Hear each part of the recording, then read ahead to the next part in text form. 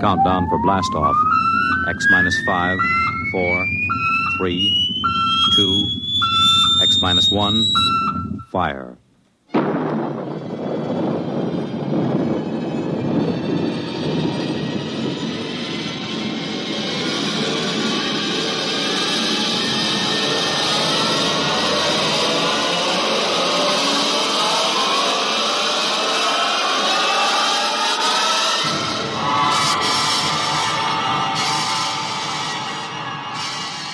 From the far horizons of the unknown come tales of new dimensions in time and space. These are stories of the future, adventures in which you'll live in a million, could be years, on 1,000 maybe worlds. The National Broadcasting Company, in cooperation with Galaxy Science Fiction Magazine, presents X minus 1.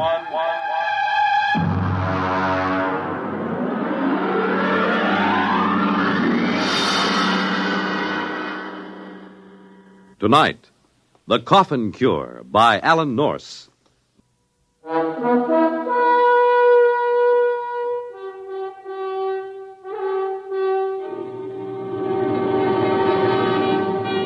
Now, X minus 1, and tonight's story, The Coffin Cure. I saw the headlines on the way downtown in the morning. Common cold cured. And sure enough, there was his picture, Chauncey Patrick Coffin. The newspaper ran on deliriously. Coffin nails lid on common cold. No more coffin, states co-finder of cure. Sniffles sniped. Single shot to save sneezers. There was no doubt of it. I've always said that the man who finds the cure of the common cold would be the greatest hero in medical history. And if I could have gotten my hands on Dr. Chauncey Patrick Coffin at that moment, I would have torn him limb from limb. Almost did about a half an hour later at the laboratory. Philip, there's no sense in getting excited. It's idiocy, blind, screaming idiocy. Coffin, you're out of your mind.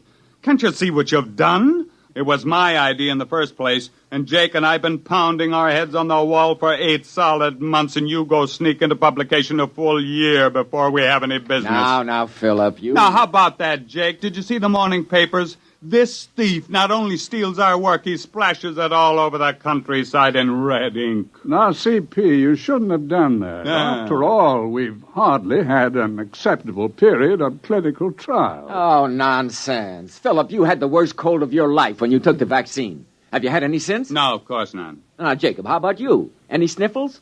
How about those 600 students from the university? Did I misread the reports on them? No, 98% cured of active symptoms within 24 hours. Well, of course, it's only been a month. Now, gentlemen, be reasonable. Think positively.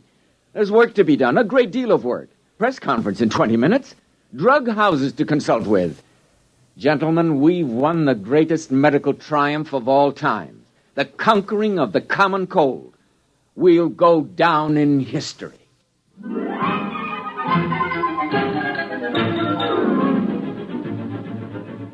He was right on that point, at least. We did go down in history. Of course, it was the biggest story of the year.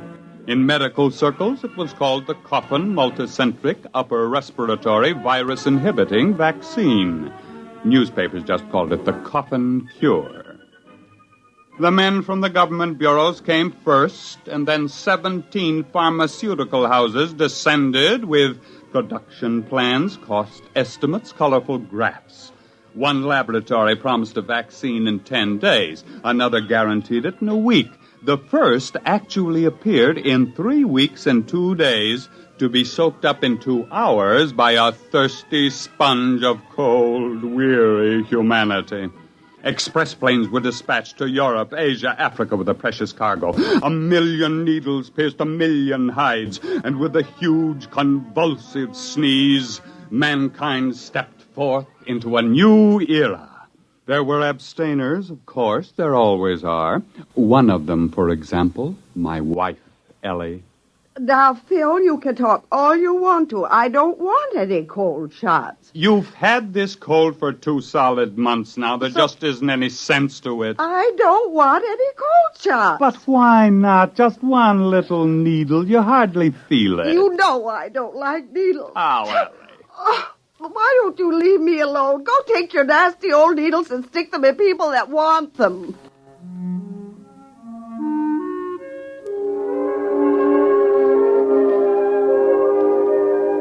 I woke up once that night and listened to a parade of sneezes from Ellie. I rolled over and frowned to myself. It was ignominious in a way. The wife of one of the cold cure discoverers was refusing the fruit of all those months of work. When I woke up in the morning, I thought I was suffocating. Hey, Ellie! Ellie! Ellie! I'm choking! Ellie! What did you do? Hey! What's burning? Hey, Ellie! Somebody's burning down the house! Oh, what are you talking about? It's just the toast. I burned it. Well, it's awful. What's happened here? I'm baking breakfast. But, don't you smell it? Of course not. It's just bacon and eggs and toast. Oh, you mean you don't smell anything strange? I don't smell anything, period, with this cold. But, hey, did you put on fresh perfume this morning? Before breakfast? Don't be ridiculous. Not even a drop? Not one drop. This must all be in my mind, or I'm imagining things, that's all. I'm working too hard. Say, wait a minute. Ellie, give me my hat. I've got to get down to the laboratory, quick.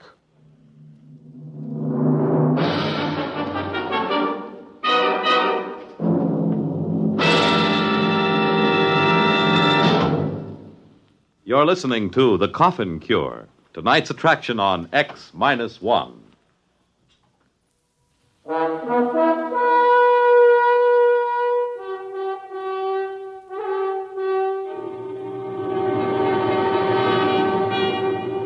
Now back to X-1 and The Coffin Cure. It grew worse all the way downtown. I fought down nausea as the smell of damp, rotting earth rose from my front yard.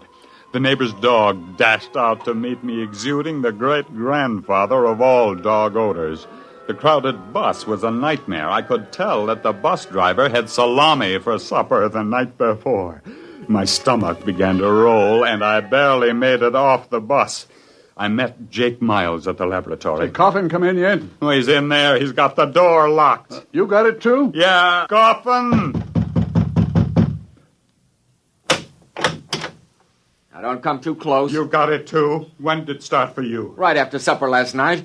I thought I was going to suffocate. I got up and walked the streets all night. What a stink. I got it sometime this morning. But I don't understand. Nobody else seemed to notice anything. You forget something. We were the first 3 to take the Coffin Cure, remember? You and me and Jake 2 months ago. But what's happened? Those foul smells everywhere. Every odor in this town has suddenly turned foul. Magnified, you mean? I don't think the smells have changed any. Well, but what is it then? Our noses have changed, obviously. Look at our experimental dogs. They never had colds, and they practically lived by their noses. Other animals all depended on their sense of smell for survival. They don't get colds either. The multicentric virus hits primates only, and it reaches the fullest power in man alone. But I don't get it. Why should it smell this way? I haven't had a cold in ages. Of course not. That's just the point. Look, why do we have any sense of smell at all? Because we have tiny nerve endings in the mucous membranes of our noses and throats.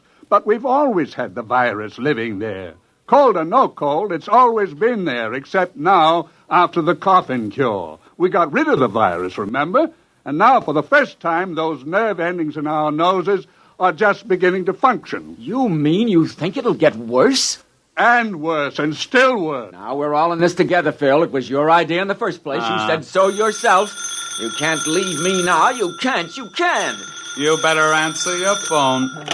Hello. I'm busy, and I can't see anyone, and I can't...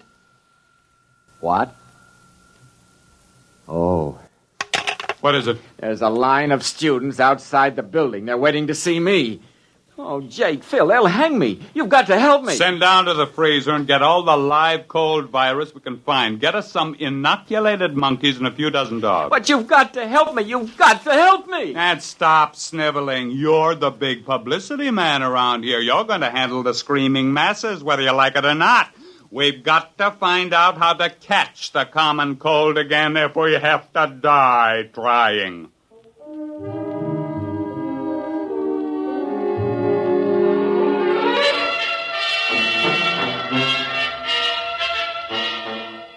It was a futile struggle. We sprayed our throats with enough pure culture of virulent live cold virus to have condemned an ordinary man to a cold for life. We didn't develop a sniffle. We injected the virus hypodermically, intradermally, intramuscularly, intravenously. We drank it. We bathed in it, but we didn't catch a cold. We wore wet clothes and sopping shoes to work, but we never felt better in our lives. I think you should all be locked up, taking a cold shower and then going out in the snow. You don't understand, Ellie. We've got to catch a cold. Why? Suppose you don't. What's going to happen? We had 300 students march on the laboratory today. The smells were driving them crazy. They couldn't even bear to be close to their best friends. Mm-hmm. Tomorrow, we'll have them back and 300 more. And what's going to happen when 15 million people find their noses suddenly turning on them? Ellie, we just did too good a job. We just can't catch cold. We just can't crack it.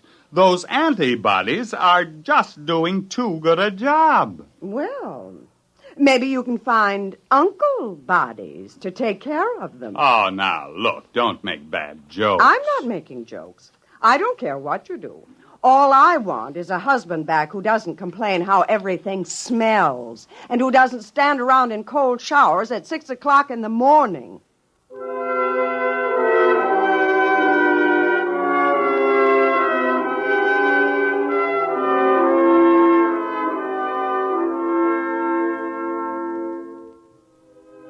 In the morning, Jake, Coffin, and I had a conference in the lab. Go out there anymore. I can't see those students. I've begged for time. I've promised them everything but my upper plates. I can't face them again. I just can't. We only have a few days left. There were 15 million antivirus shots given in the past 3 months, at least. Say, if we don't come up with something, we're gonna. You know what I think? I think we've been prize idiots. We've gotten so rattled we haven't used our heads.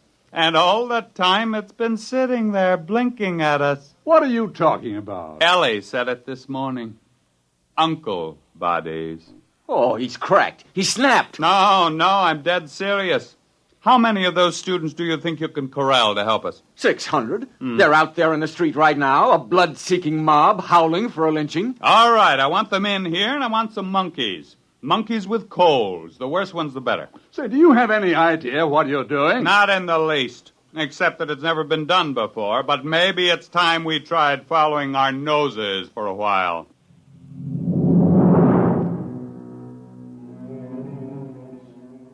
The tidal wave began to break 2 days later. Only a few people here, a dozen there, but we could tell it was coming. At the laboratory, the doors were kept barred, telephones disconnected. Jake rigged up some small gas masks, but it didn't do much good. But the work went on in spite of the smells, and you have no idea what a truckload of monkeys smells like, magnified 10,000 times. We had coal-ridden monkeys, sneezing, coughing, weeping, wheezing monkeys by the dozen. Culture trays bulged with tubes. Each day, 600 angry students holding their noses paraded through the lab, arms exposed. At the end of the week, half the monkeys were cured of their colds and couldn't get them back. And the other half had new colds and couldn't get rid of them. That meant we were on the right track.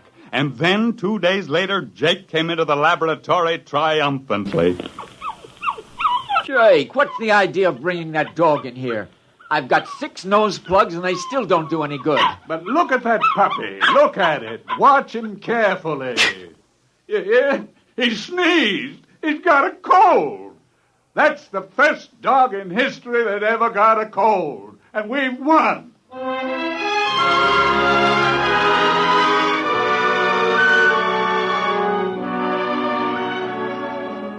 I was the first volunteer. We injected the new serum in my arm and sat back and waited. We were still waiting 3 days later. Well, it was a great idea. It just didn't work, that's all. Where's Coffin? He collapsed 3 days ago. He kept having anxiety dreams about hanging. Well, I suppose we'd better just face it. Nice knowing you, Jake. Pity it had to end this way. Well, it was a great try, old man. A great try. Ah, yes. We will be remembered by an infuriated world holding its nose in vain. Nothing like going down in a blaze of... What's the matter? In a blaze of... Choo! Phil, say it again. Choo! Oh, what a moment. Phil, we've won. Choo!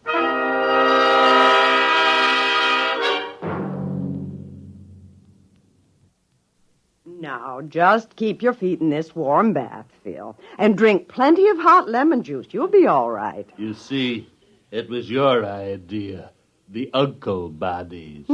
We developed an antibody against the cold virus, and then we had to develop an antibody against the antibody. Will they be able to make it fast enough? Just about fast enough for the people to get good and eager to catch cold again. There's only one little hitch.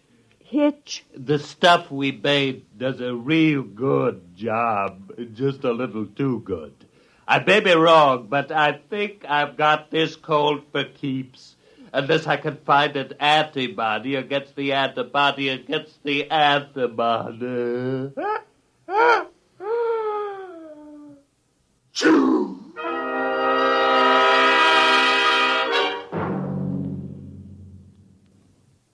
Fred Collins again, and I'll have another word about X-1 in a moment. You have just heard X-1, presented by the National Broadcasting Company in cooperation with Galaxy Science Fiction Magazine, which this month features Galley Slave by Isaac Asimov.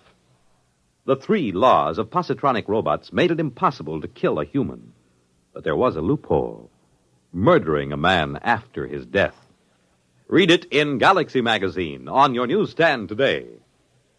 X-1 has brought you The Coffin Cure, a story written by Alan Norse and adapted for radio by Ernest Kenoy. Featured in our cast were Raymond Edward Johnson as Phil, Joseph Bell as Coffin, Harvey Hayes as Jacob, and Betty Kane as Ellie. Your announcer, Fred Collins. X-1 was an NBC Radio Network production.